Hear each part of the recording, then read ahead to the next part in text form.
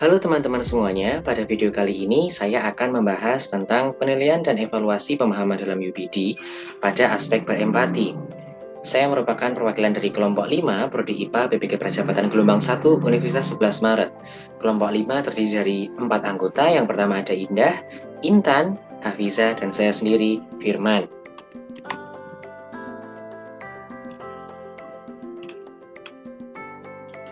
Pertama, kita akan memahami backward design terlebih dahulu. Jadi, penilaian dan evaluasi ini termasuk ke dalam tahap 2, yaitu Determine Acceptable Evidence. Jadi, kita setelah berhasil menentukan hasil belajar yang diinginkan, kemudian kita membuat bukti penilaiannya. Kemudian, pada tahap 2 ini, salah satu aspek pemahaman ketika peserta didik dikatakan memahami adalah empati. Nah, empati sendiri merupakan peserta didik dikatakan memahami ketika ia bisa berempati dengan memahami secara sensitif apa yang dipikirkan oleh orang lain. Kemudian, adapun kriteria dari empati dalam buku Wiggins juga sudah dijelaskan bahwa ada 5 kriteria yang dapat digunakan sebagai deskriptor dalam nilai empati peserta didik. Di antaranya adalah sensitif, terbuka, reseptif, tanggap terhadap anjuran orang lain, perseptif, dan taktis. Yang berikutnya, kelompok kami juga sudah menyusun rubrik. Teman-teman bisa mencermati. Dari kriteria yang pertama adalah sensitif. Nah, sensitif merupakan kemampuan melihat dan merasakan apa yang orang lain lihat dan rasakan, terbuka untuk yang asing atau berbeda, mampu melihat nilai dan karya yang tidak dapat dilihat orang lain. Kemudian terdapat 4 indikator. Indikator yang pertama adalah mampu mengambil perspektif orang lain, mampu membaca dan mengekspresikan emosi, memiliki sikap peduli, dan yang keempat adalah mampu bekerja sama. Kemudian, dalam menilai atau mengevaluasi kriteria tersebut, kita menggunakan skor tertinggi atau skor maksimalnya adalah 4, dan ketika peserta didik mendapat skor maksimal, itu artinya ketika peserta didik tersebut berhasil memenuhi semua indikator, yaitu indikator sensitif yang 4 tadi itu terpenuhi semua. Begitu. Kemudian kalau dia skornya 3, dia memenuhi 2 indikator. Kalau skornya 2, dia hanya memenuhi 1 indikator. Sedangkan kalau skornya 1, ketika dia tidak memenuhi indikator sama sekali. Kemudian kriteria yang kedua adalah kriteria terbuka. Terbuka melibatkan pemikiran yang fleksibel atau luas, kemauan untuk mendekontekstualisasi, dan kecenderungan untuk mempertimbangkan alternatif baru berupa pendapat atau bukti baru. Indikator kriteria terbuka ini ada 3. Yang pertama, memiliki pemikiran yang fleksibel, memiliki kemampuan untuk mendekontekstualisasi, dan yang ketiga adalah memiliki kecenderungan untuk mempertimbangkan alternatif baru. Nah, sama seperti kriteria yang pertama tadi, ketika dia mendapatkan skor maksimal, berarti dia adalah memenuhi semua indikator terbuka, yaitu 3 tadi. Kemudian ketika dia skornya 3, berarti dia hanya memenuhi 2 indikator. Ketika dia skornya 2, berarti dia hanya memenuhi 1 indikator. Dan ketika skornya 1, ketika dia tidak memenuhi indikator sama sekali. Begitu. Kemudian, pada kriteria yang ketiga, yaitu kriteria reseptif. Reseptif menurut Kamus Besar Bahasa Indonesia adalah menerima, terbuka, dan tanggap terhadap pendapat dan saran dan anjuran orang lain atau bersifat menerima.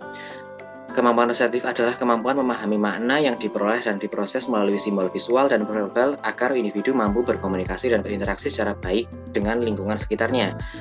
Nah, indikator kriteria reseptif ada 3. Yang pertama adalah mendengarkan dan menceritakan kembali apa yang didengar. Yang kedua, melakukan apa yang diucapkan orang lain. Yang ketiga adalah menunjukkan pemahaman terhadap sesuatu yang dibaca. Sama seperti kriteria sebelumnya, ketika peserta didik mendapatkan skor maksimal, berarti adalah ketika dia memenuhi semua indikator dari reseptif, yaitu 3 tadi. Ketika skornya 3 hanya memenuhi 2, ketika skornya 2 hanya memenuhi 1, dan ketika skornya 1 ketika peserta didik tidak memenuhi indikator reseptif sama sekali. Begitu. Kemudian kriteria yang keempat adalah perseptif. Menurut Cambridge Dictionary, perseptif adalah sangat pandai dalam memperhatikan dan memahami hal-hal yang tidak diperhatikan banyak orang. Menurut KBBI, perseptif memiliki arti mempunyai kesadaran yang tajam, cepat mengerti, dan cerdik. Adapun indikator dari perseptif, yang pertama adalah analitis dan objektif, kemudian antisipatif atau tanggap terhadap sesuatu yang akan datang atau yang terjadi, kemudian terakhir adalah berpikir terbuka. Sama seperti yang kriteria sebelumnya, ketika peserta didik mendapatkan skor maksimal, berarti dia telah memenuhi 3 indikator dari perseptif. Kemudian kalau dia mendapatkan skor 3, berarti dia hanya memenuhi 2 indikator. Ketika dia mendapatkan skor 2, hanya memenuhi 1 indikator. Dan ketika dia mendapatkan skor 1, berarti dia hanya memenuhi, dia tidak memenuhi indikator sama sekali. Kemudian kriteria yang terakhir adalah tactful. Tactful atau dalam bahasa Indonesia adalah bijaksana, diartikan sebagai suatu kepandaian individu dalam menggunakan akal budinya, berdasarkan pengalaman dan pengetahuan bersamaan dengan pengintegrasian pikiran, perasaan, dan tingkah laku, serta adanya kemauan untuk mengevaluasi diri dalam menilai, menyikapi, dan memutuskan masalah, serta tercipta keharmonisan antara individu dan lingkungan. Adapun indikator dari tactful adalah yang pertama kognitif, yaitu tentang memahami pikiran orang lain. Kemudian reflektif, tentang mengembangkan kesadaran diri dan rasa berbeda terhadap sekitar. Dan yang ketiga adalah afektif, yaitu mampu menghargai orang lain. Sama lagi-lagi sama seperti kriteria-kriteria sebelumnya, peserta didik mendapatkan skor maksimal atau skor 4 ketika peserta didik dapat memenuhi semua indikator, yaitu 3 indikator dari tactful tadi. Kemudian ketika dia mendapatkan skor 3, yaitu ketika dia hanya memenuhi 2 indikator, skor 2 ketika dia hanya memenuhi 1 indikator, dan mendapatkan skor 1 ketika dia sama sekali tidak memenuhi indikator dari tactful. Sekiranya itu yang bisa disampaikan dari kelompok kami tentang penilaian dan evaluasi dalam UPD pada aspek berempati.